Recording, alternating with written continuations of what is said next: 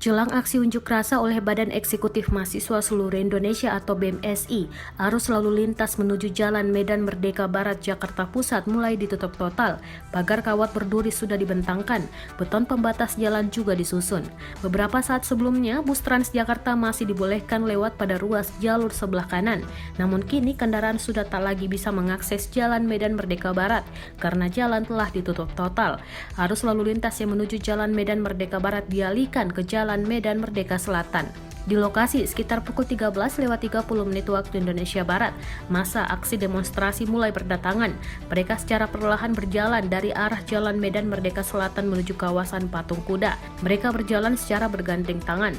Seorang orator terus mengutarakan tujuan aksinya. Sambil menunggu kelompok mahasiswa lainnya ikut bergabung, masa yang sudah berada di lokasi Patung Kuda menyanyikan lagu Indonesia Raya serta yel-yel kebesaran mereka.